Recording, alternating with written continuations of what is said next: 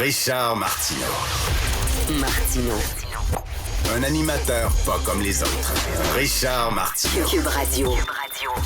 Alors, bon jeudi, merci d'écouter Cube Radio, c'est la guignolée des médias, soyez généreux, vous savez, tout augmente, alors imaginez les gens qui ont de la difficulté à vivre, à joindre les deux bouts, c'est très difficile. Maintenant, c'est rendu que même des gens qui travaillent, un couple qui travaille, papa travaille, maman travaille, doivent quand même avoir recours aux aides alimentaires pour arriver. Les temps sont durs, donc pensez-y. Je reviens sur ces lignes directrices là, concernant les mots offensants à Radio-Canada. Donc, Radio-Canada va annuler, va bannir et interdire certains mots offensants sur ces ondes. Et on dit qu'on va tenir compte du contexte, par contre. C'est ce qu'on a dit là dans les reprises lorsqu'on met une émission sur Balado, par exemple. On va tenir compte du contexte. Et si le contexte justifie l'utilisation d'un mot, on ne l'effacera pas. Par contre, si le contexte ne le justifie pas, on va l'effacer. On va le biper lors du podcast.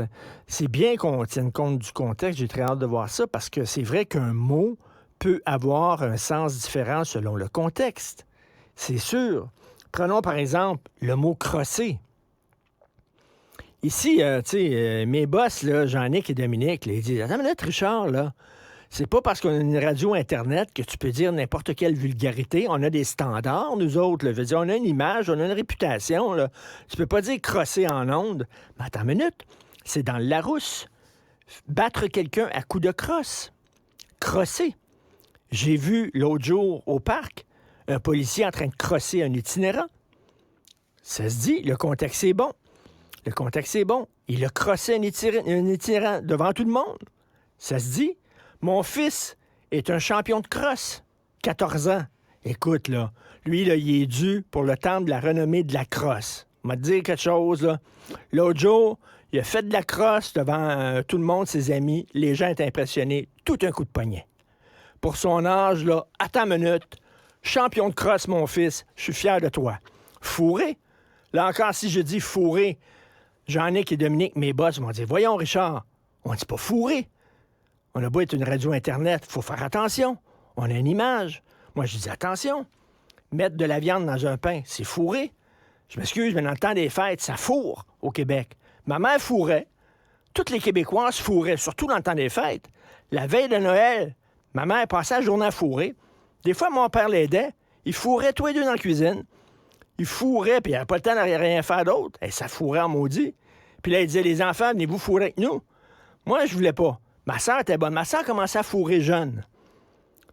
Mais elle était bonne. Si elle avait pu continuer, là, ça serait une championne. Mais puis fourrer aussi, ça veut dire faire des manteaux de fourrure. Les fourreurs, ça fourre. La rue Meilleur à Montréal, là, c'est spécialisé là-dedans. C'est des gens qui sont payés pour fourrer. Il y a plein de boutiques où ça fourre à longueur de jour. Hein? Donc, l'autre jour, je suis allé avec mon fils, puis il regardait ça, il les a regardés fourrer, puis il dit, ça m'intéresse, ça. C'est ça que j'ai le goût de faire, papa, plus tard. Alors là, j'ai dit au gars, peux-tu montrer mon fils à fourrer? Il a dit, ben oui. Mon fils a bien aimé ça. Il a essayé de fourrer pendant 2-3 heures, puis il aimait ça. Tu vois, le contexte, c'est important. Des fois, le contexte aussi, ça porte là, des ambiguïtés. Dans la Bible, par exemple, « Laissez venir à moi les petits-enfants », qu'est-ce qu'il voulait dire?